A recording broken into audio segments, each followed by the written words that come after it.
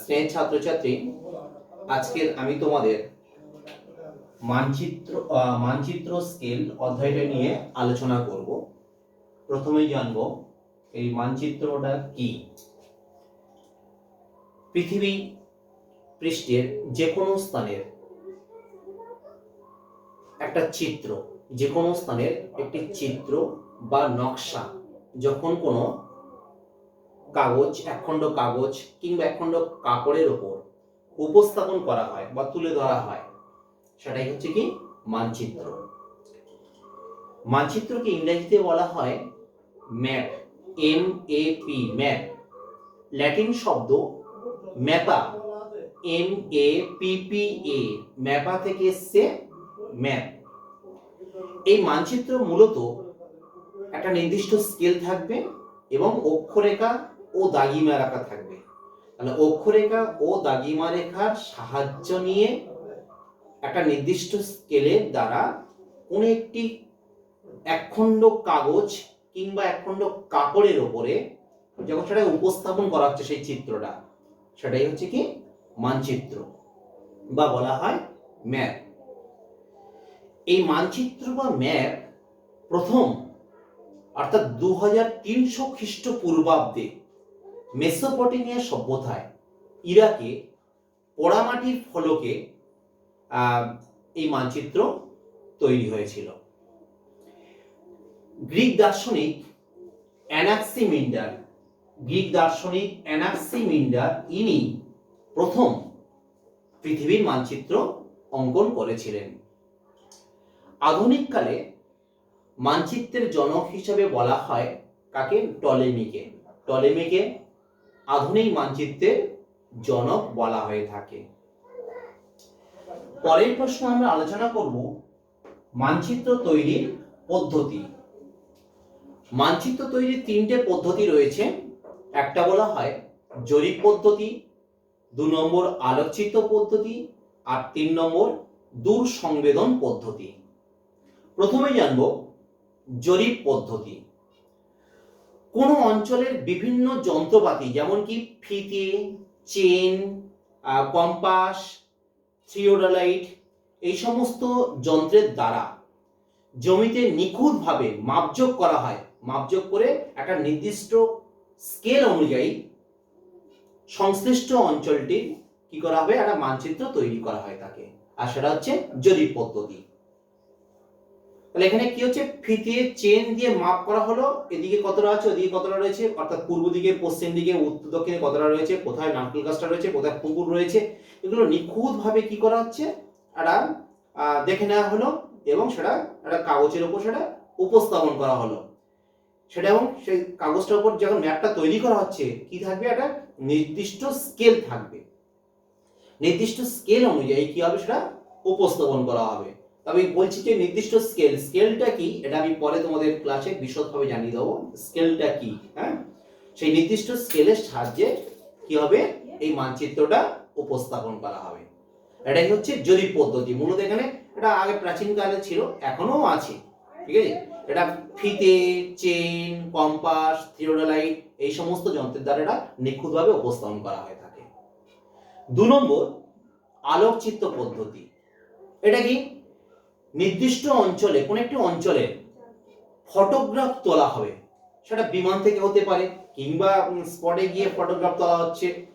সেই ফটোগ্রাফ তুলে নেওয়ার পরে আলোকচিত্র থেকে স্টিরিওস্কোপ যন্ত্র আছে, স্টিরিওস্কোপ যন্ত্রের দ্বারা একটা ছবিটা কি ত্রিমাত্রিক দৃশ্য এসছে, সেই ত্রিমাত্রিক চিত্রটাকে দ্বিমাত্রিকে উপস্থাপন করে কি করা হবে, একটা মানচিত্র প্রস্তুত করা হবে।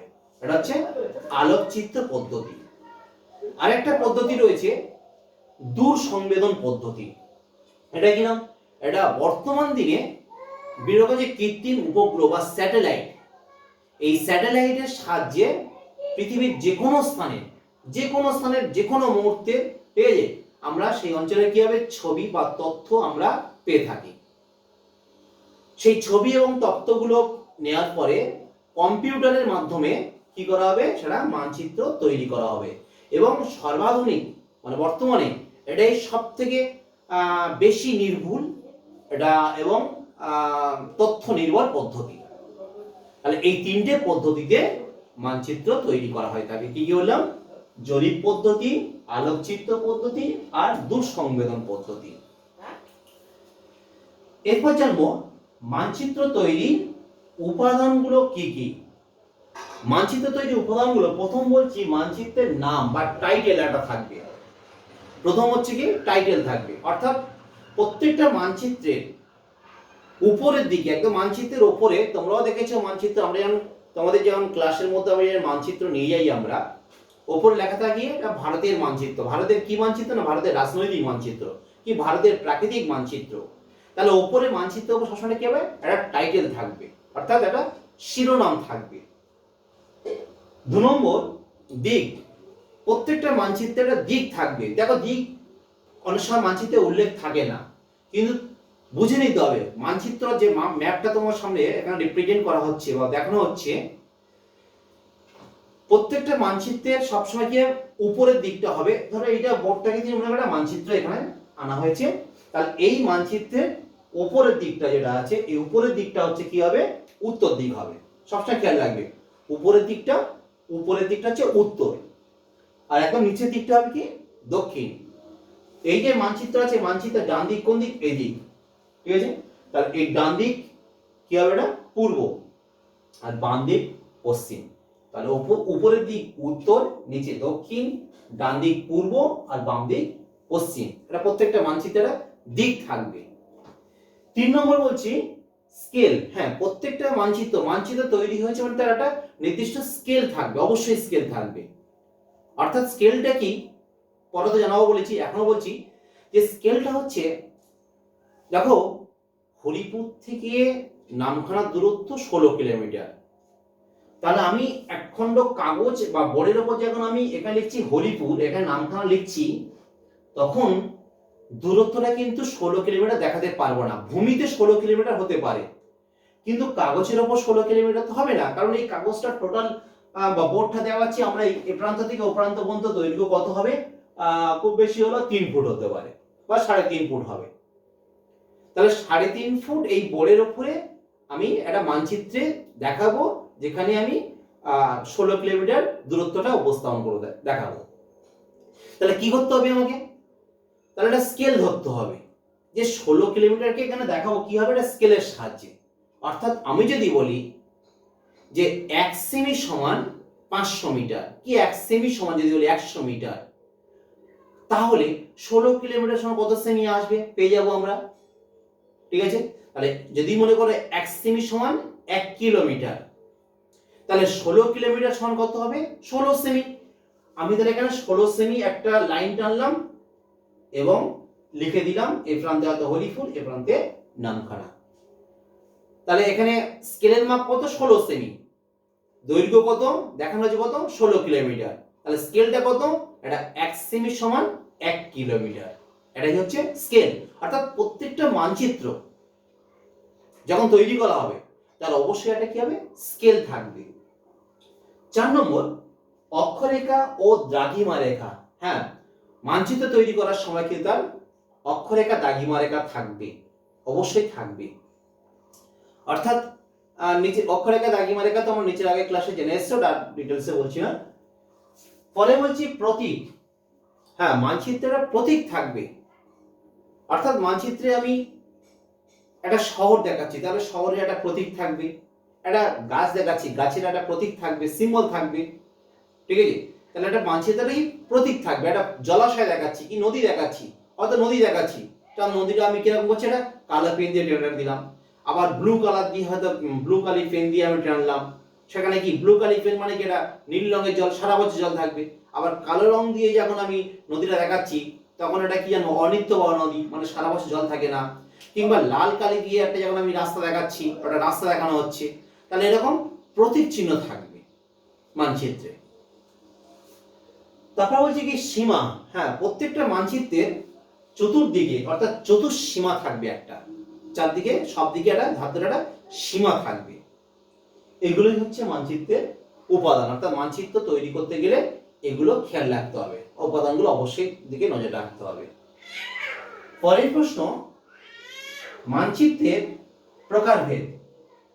মানচিত্রকে তিনটে ভিত্তির উপর ভাগ করা হয়েছে। 1 নম্বর স্কেলের ভিত্তিতে, 2 নম্বর বিষয়বস্তুর ভিত্তিতে, আর 3 নম্বর প্রদত্ত তথ্যের ভিত্তিতে। প্রথম বলবো স্কেলের ভিত্তিতে। 1 নম্বর ক্ষুদ্র স্কেলের মানচিত্র। ক্ষুদ্র স্কেলের মানচিত্রটা কাকে বলা হয়? যখন কোনো বৃহৎ এলাকা, একটা বৃহৎ এলাকাকে বা বৃহৎ অঞ্চলকে একটা ছোট্ট কাগজের ওপরে উপস্থাপন করা হয় বা মানচিত্র তৈরি করা হয়, তখন তাকে বলা হয় ক্ষুদ্র স্কেলের মানচিত্র বলা হয় তাকে। অর্থাৎ বৃহৎ এলাকা একটা ছোট কাগজের উপর তুলে ধরা হলো, সেখানে স্কেলটা হবে কি, খুব বড় স্কেল হবে, অর্থাৎ 1 সেমিতে 10 কিলোমিটার পর্যন্ত হয়ে থাকবে। 1 সেমিতে আমি 10 কিলোমিটার অঞ্চলকে দেখাচ্ছি, সেটা হচ্ছে ক্ষুদ্র স্কেলের মানচিত্র বলা হয়। এখানে মূলত পৃথিবীর মানচিত্র বা দেওয়াল মানচিত্র এগুলো এখানে হয়ে থাকে, এগুলো উদাহরণস্বরূপ বলা যেতে পারে। এই ক্ষুদ্র স্কেলের মানচিত্রের কিছু সুবিধা রয়েছে। এক, এখানে মূলত খুব বৃহৎ অঞ্চলকে এখানে উপস্থাপন করা হচ্ছে। একখণ্ড ছোট কাগজের ওপরে এখানে পুরো সারা পৃথিবীটাকে এখানে উপস্থাপন করা হলো। আবার এর কিছু অসুবিধা রয়েছে। কি অসুবিধা রয়েছে? এখানে ওই যে বৃহৎ অঞ্চলটাকে পুঙ্খানুপুঙ্খানুভাবে বিবরণ দেওয়া যায় না বা সম্ভব হয় না, ঠিক আছে। তারপরে চিত্রের সাহায্যে এখন দেখানো হচ্ছে খুব বিশাল বিষয়বস্তুটাকে, বড় বিষয়বস্তুটাকে ছোট আকারে দেখানো হচ্ছে, তাহলে এগুলোর অসুবিধা রয়েছে। এই মানচিত্রের স্কেল কত বলছি? 1 সেমিতে 10 কিলোমিটার। 2 নম্বর বলছি মাঝারি স্কেলের মানচিত্র।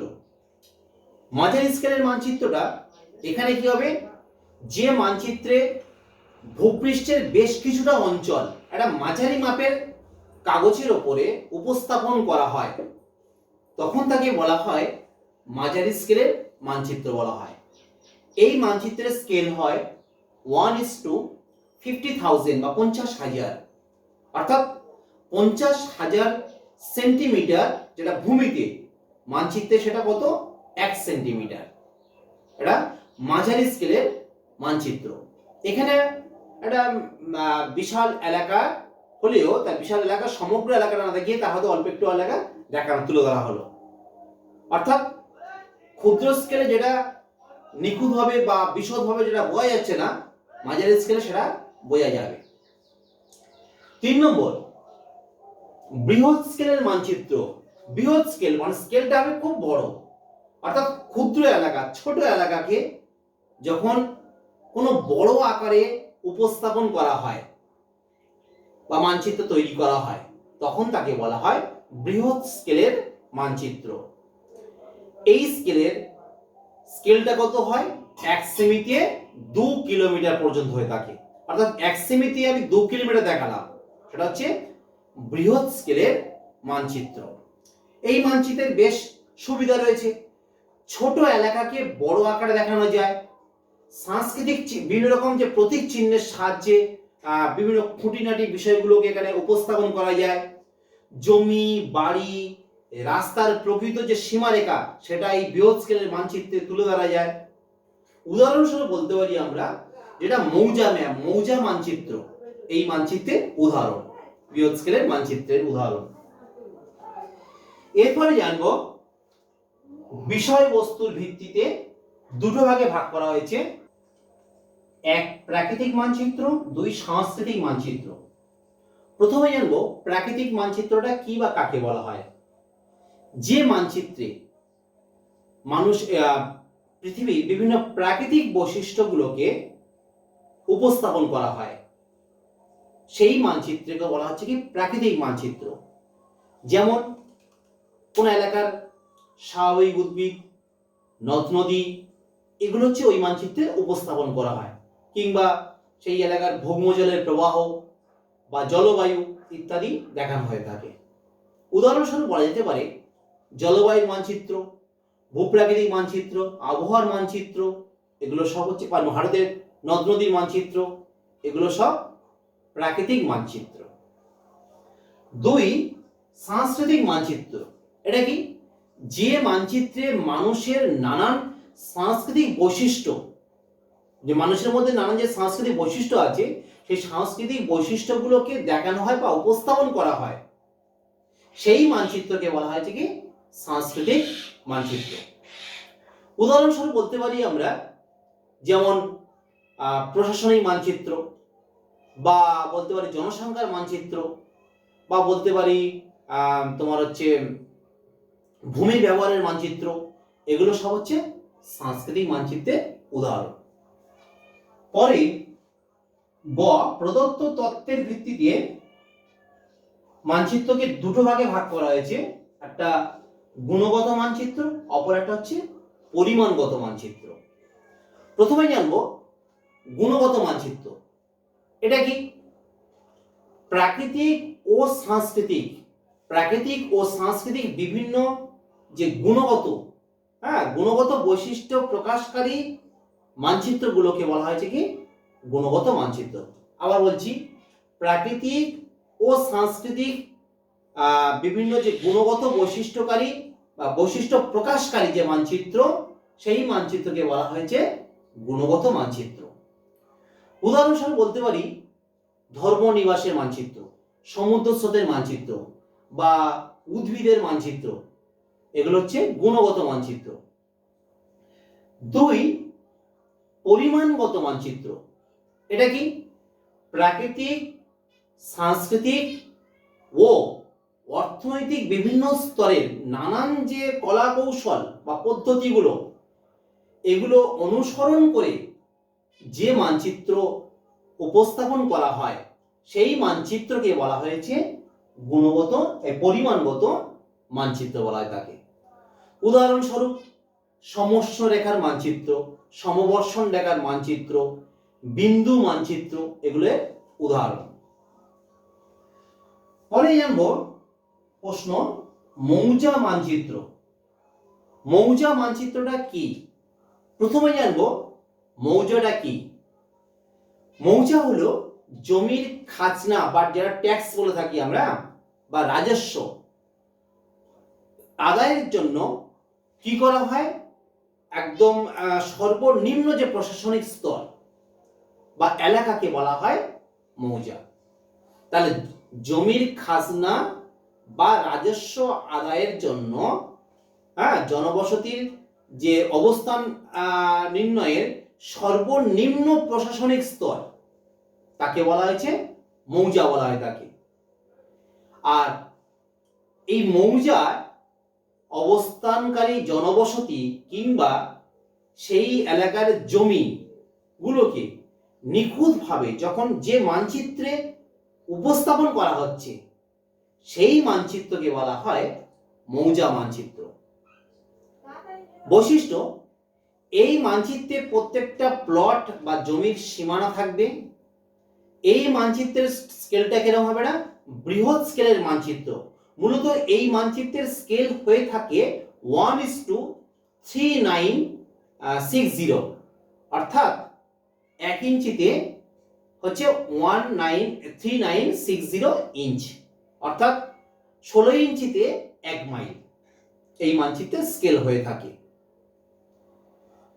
এর পরের প্রশ্ন আমরা জানব দেওয়াল মানচিত্র। ইংরেজিতে বলা হয় ওয়াল ম্যাপ।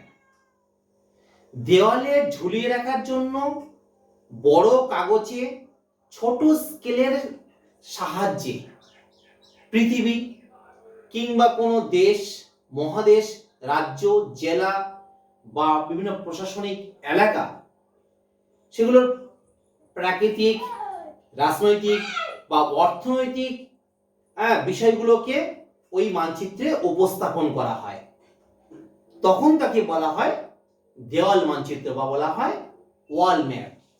মূলত এই মানচিত্রের স্কেল হয়ে থাকে 1 ইঞ্চিতে 100 মাইল বা 200 মাইল বা 300 মাইল পর্যন্ত হয়ে থাকে। শ্রেণীকক্ষে শিক্ষক শিক্ষিকারা মূলত এই দেওয়াল মানচিত্র বা ওয়াল ম্যাপ ব্যবহার করে থাকেন। পরে জানবো অ্যাটলাস মানচিত্রটা কি। অ্যাটলাস মানচিত্র এটি একটি বিভিন্ন বিষয়ের উপর একটা বা বিভিন্ন বিষয়ের উপরে ভিত্তি করে যখন অনেকগুলো মানচিত্র, একটা হয়তো নদ নদী বা স্বাভাবিক উদ্ভিদ বা বলা হচ্ছে সেখানকার ভূপ্রকৃতি, হ্যাঁ, রাজনৈতিক বিষয়বস্তু ইত্যাদি অনেকগুলো বিষয়গুলোকে উপর ভিত্তি করে অনেক সংখ্যক মানচিত্র সংবলিত একটা বই প্রকাশ করা হয় বা বই তৈরি করা হয়। সেই বইটার নাম হচ্ছে কি অ্যাটলাস। অর্থাৎ অ্যাটলাস যে বইটা রয়েছে, অ্যাটলাস বইয়ের মধ্যে কি হবে, অনেকগুলো মানচিত্র, অর্থাৎ মানচিত্রের বইটাই নাম হচ্ছে কি অ্যাটলাস। এই অ্যাটলাস মানচিত্র প্রথম প্রকাশ করেন, নাম হচ্ছে গেরার্দাস মার্কেডর। কি নাম বললাম? গেরার্দাস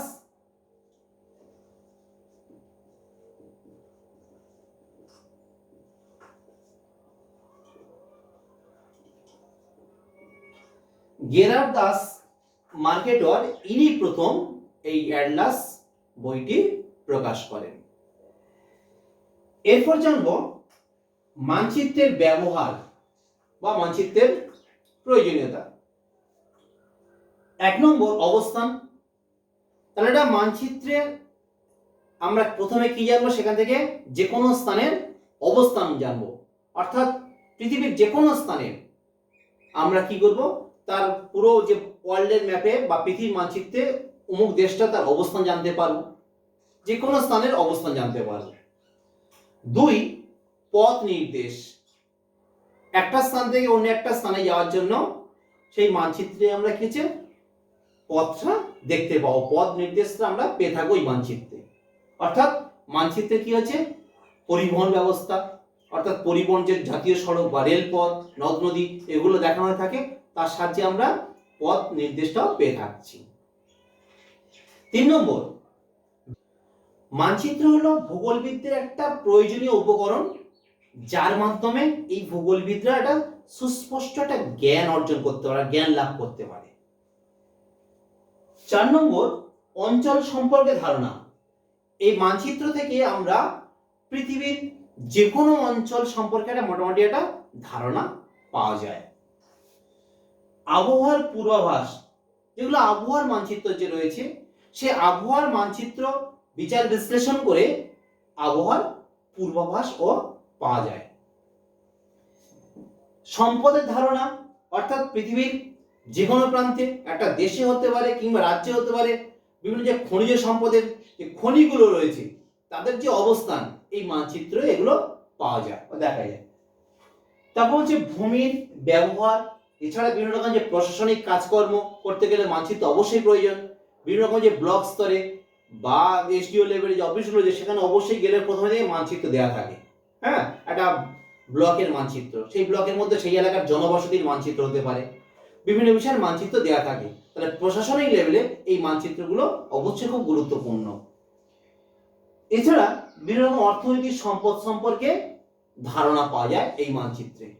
অর্থাৎ একটা শিল্প হতে পারে কিংবা একটা বড় একটা কৃষিজ ফসল হতে পারে, তাহলে সে সম্পর্কে কি হচ্ছে, তাদের মনে করো ধান, তাহলে ভারতবর্ষে কোথায় কোথায় ধান চাষ রয়েছে, বা পৃথিবীর মধ্যে কোথায় কোথায় কোন কোন দেশে ধান উৎপাদন হয়, কিংবা ভারতবর্ষের প্রধান প্রধান যে শিল্পগুলো তাদের অবস্থানগুলো এই মানচিত্রের সাহায্যে আমরা পেয়ে থাকি। তাহলে এই মানচিত্রের ব্যবহার বা এর গুরুত্ব অপরিসীম। এই পর্যন্ত আলোচনা করলাম, আবার পরবর্তী ক্লাসে স্কেল সম্পর্কে আলোচনা করব।